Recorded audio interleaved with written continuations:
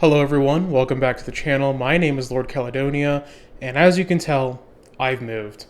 I haven't been able to do the things I wanted to, like YouTube or write, but we're settled now, and to christen the new house, I wanted to do a video for you guys, and you guys voted on that being Roman magic, which is a really fun topic. I took a Roman law course years ago, and it covered a little bit of this, so I'm going to relay some of that information to you guys. But first, let me set the mood. Now for this video, I wanted it to be spooky, scary, dark in this room, but unfortunately my camera hated that. So instead, you kind of get this. I've got some candles going over here. You can't see them, but they're there. My wife made them. They're very, very nice. They smell good. But I wanted to do that, and YouTube won't let me, or rather my camera won't let me. So to get into Roman magic, we have to kind of talk about Roman mythology a little bit and the difference between that and Roman religion. I'm sure most of you are aware of some of the more famous stories out of Greco-Roman myth, things like Medusa, or talking about gods like Zeus or Jupiter, as the Romans called him. But that's not really their religion. See, the Romans especially had a kind of a hard time making their gods like people, in the sense that, yes, they were three-dimensional characters, they were vain, they had flaws, and they had good things about them. They weren't as humanized or anthropomorphic as the Greek gods were. The Romans kind of had them more as a sort of nebulous state. I guess maybe a little bit more akin to like most Abrahamic religions kind of view God. But I guess a lot, at least here in America, sort of see God as like a guy with a big white beard. But if you look at something more like John Milton, where he represents God as sort of like this unbearable, not unbearable, but incredibly bright light that the angels themselves have to use their wings to block the light or it'll blind them, which I always thought was like super heavy metal for no reason.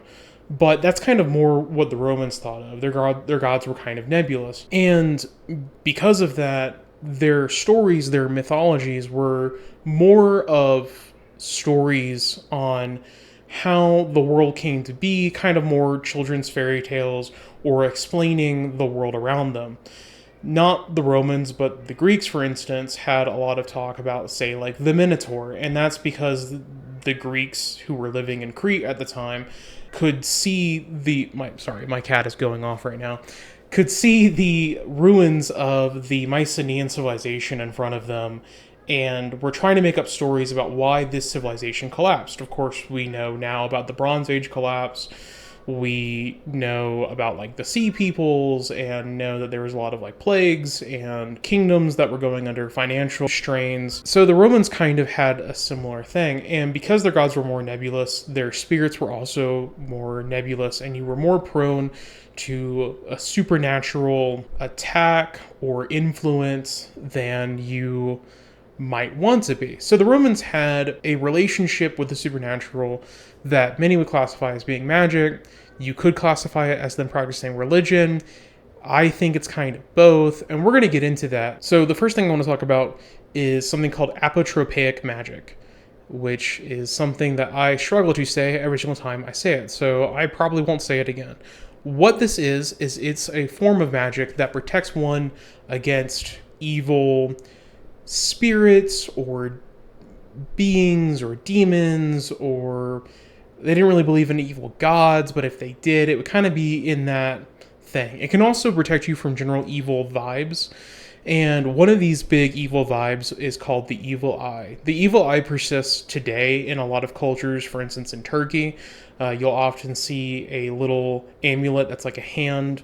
That is to protect you from the evil eye, and the evil eye can be given to you by anybody who looks at you with jealousy. So a big thing for the Romans was they believed that a lot of witches or sorcerers were older people, and more specifically, older people who didn't have children. So if you were an older person who didn't have children, you might look at a family that does have children, that does have that gift, in envy. In doing that, you might either intentionally or unintentionally cast the evil eye upon them.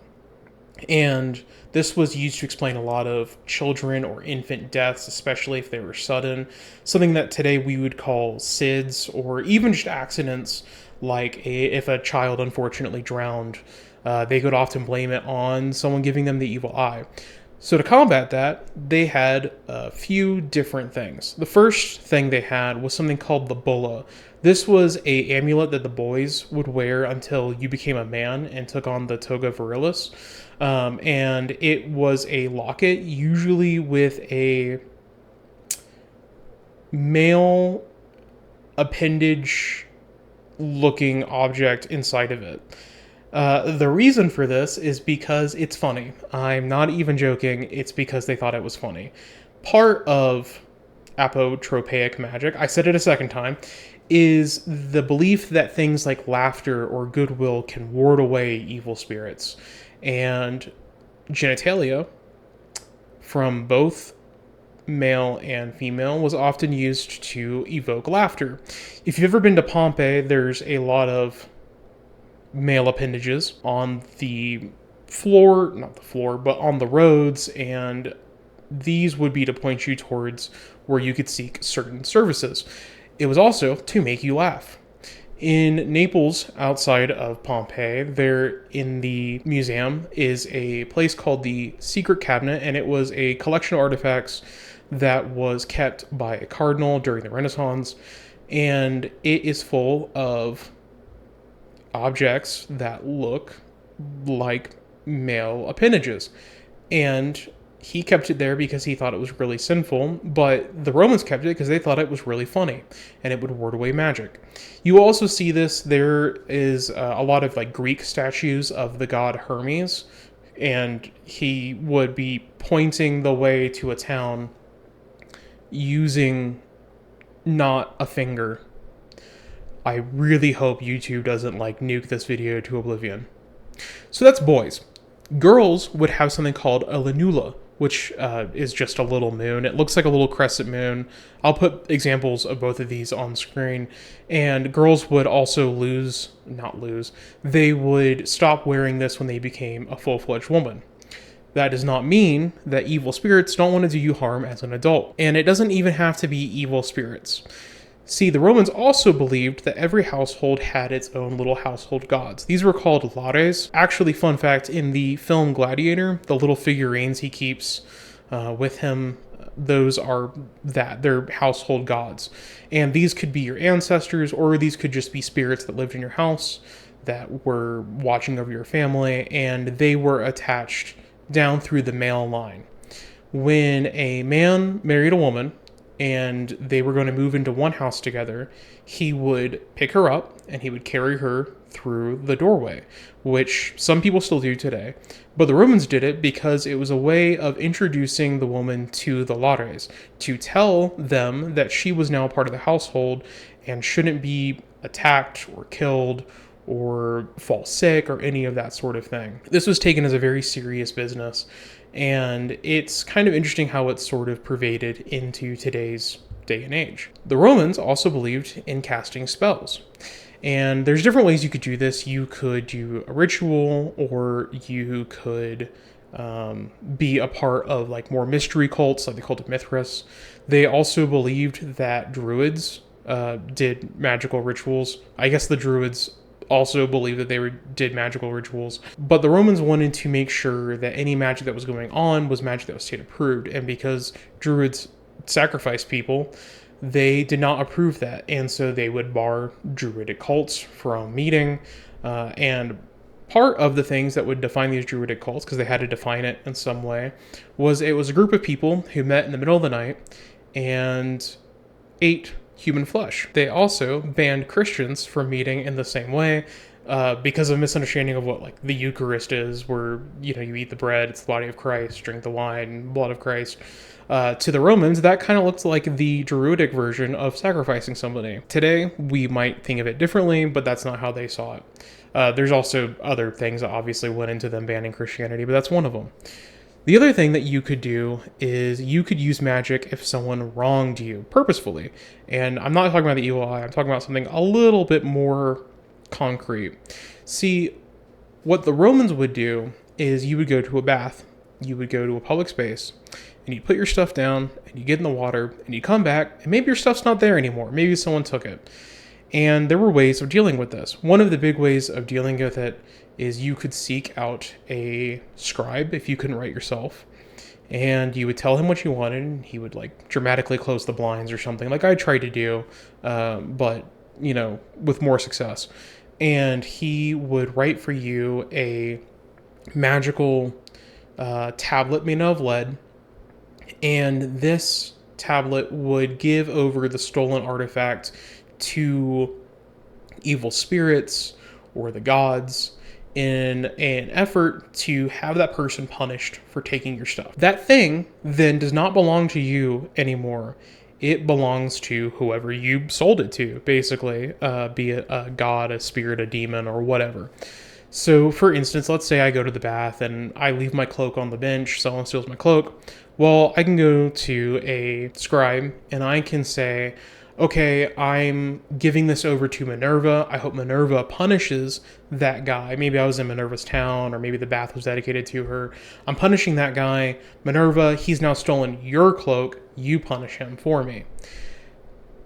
And you have to then get the tablet to the gods, or the spirits, or whatever, etc., etc. And the way that you do that is you needed to put it underground. And there's a couple of different ways to do it. Sometimes they would shove them in pipes, which we've recovered, or they would dig up bodies. They would dig up graves, and they would put the piece of lead rolled up in the deceased's hands. It's sad to say, but it was seen as more effective if you did it with the freshly dug grave of a child, which I think we can all understand is bad, and you shouldn't do that. Now, you could seek out a scribe if you couldn't write, but what if you were too poor? You don't have the money to pay a scribe. Well, you can try and write it yourself. And if you're not literate, some people just would do random drawings or would try and write down, maybe some letters they knew. And I think somehow this is really tragic too, they would leave them blank and speak to the lead, or maybe think it really hard and try and convey what they felt to this scrap of metal, basically, and put it in the ground and send it off that way. Which I think is really, really sad, because, I don't want to get political or anything on this channel, but obviously if you're poor, and you're poor to the point where you can't pay someone to write for you or be educated yourself, and you're taking advantage of, that's obviously that's way worse than if someone took advantage of like a middle class person. Now, I said these were dedicated to gods, and this is kind of where things get a little interesting, because we have copies of these that are dedicated to all sorts of beings, including one that you may have heard of called Yahweh, which, if you don't know, somehow is the Abrahamic God. It's the God of Jews, Christians, Muslims, and people who maybe weren't Jewish or Christian would beseech this foreign god to help them. And in a much less sad, this video has been a little depressing, in a much less sad example of this, there is an example of a Roman centurion. I can't remember where I read this before, but he was stationed in the Levant, and he had been praying to Yahweh to protect his men while he was there, because he knew that Yahweh was the god of the Levant, of Judea, of that area. And that was pretty normal. If you've seen my video on the Gold of Tolosa, you know that the Romans were what's called a pantheists, which they believed in all gods, and they kind of believed that gods had their own little quarters of the world. So if you were in Italy, you'd pray to Jupiter. If you're in Greece, you pray to Zeus. If you're in Gaul, you pray to Catrix. If you're in Egypt, you might pray to Horus. Like, you just pick a god where you're at, basically. So people would do that with gods like Jehovah, Yahweh, not knowing, that in Christian and Jewish beliefs, it's the one God, or maybe not even caring. Maybe they'd just be like, well, you guys only worship one God. That's weird, but we worship a bunch. Deal with it. And this centurion, he was praying to Yahweh to watch over himself and his men, and he was getting ready to leave when he found out that the Jews don't believe that Yahweh is just the God of Judea.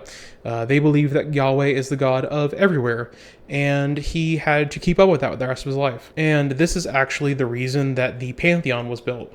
The Pantheon, which is extremely beautiful, and if you get the chance, you should go see it, was dedicated to all gods everywhere.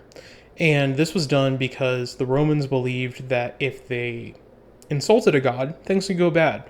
And sometimes you insult a god, don't even know you did it, don't even know which god it was. So what if you just pray to all of them at one time? I'm not even kidding. They found a loophole to that.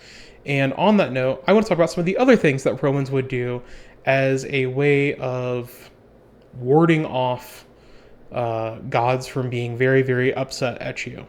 And a lot of these things that they would do might not be considered magic today, but are kind of in their own way magic, in the same way that you might argue that praying to God or a saint or Buddha or whatever might be considered magic. People who are in it, who are in the religion, don't consider it to be.